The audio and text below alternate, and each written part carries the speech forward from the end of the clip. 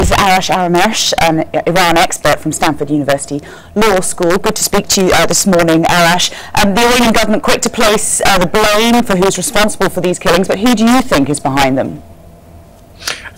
Since I don't have any access to classified documents in Israel or the U.S., it's hard for me to tell you with certainty who is behind these attacks, but it seems clear that whoever is behind the attacks has an interest in taking out Iranian nuclear scientists. Now, the Iranians have pointed the finger at the Americans, at the British, at the French, and primarily at Israelis. The West, the Americans, the British, and the French have condemned these attacks. The Israelis have remained silent. It is unknown. We don't know who was behind these attacks. Well, what is clear, though, is that I spoke yesterday with a former State Department official in Washington, and he was very upset about how attacks like this could derail the negotiation process. The U.S. has placed very heavy sanctions on Iran for the very goal of bringing Iran to the negotiating table. And if such attacks continue, that may give the upper hand to Iran's hardliners not to come back to the negotiation table. Yeah, I'm looking at the diplomacy and that side of things as well. Iran is now offering to restart talks over its nuclear ambitions, and as far as we know, that offer is still on the table. Is that a sign of progress? It depends on how much Iran is willing to give and on what basis Iran is willing to negotiate, and how sincere the Iranians are going to be this time.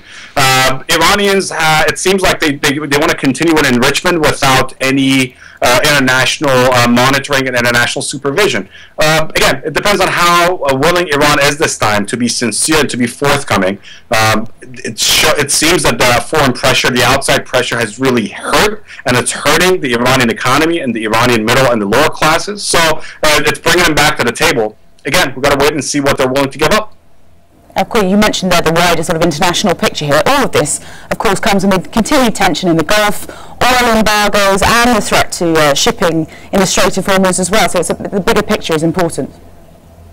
Absolutely, the price of oil has been on a rising, has been increasing, and it's important to know that 17% of the global world oil supply goes through the Persian Gulf, through the Strait of Hormuz, to the global oil markets. So any sort of destabilization of that region could have global impact.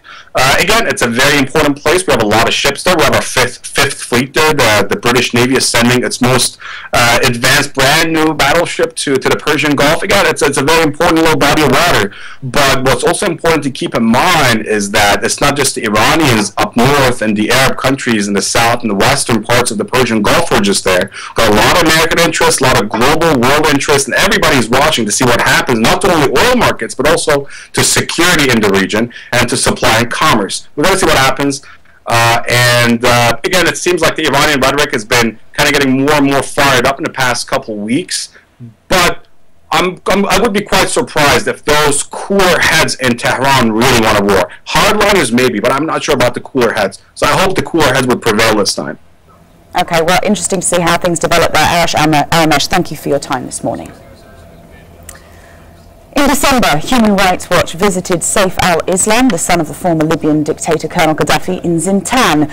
He's been held there since being captured in mid-November, while officials debate his place of custody and eventual trial. Well, Fred Abrahams from Human Rights Watch spoke to Sky News earlier about his meeting with Gaddafi's favoured son.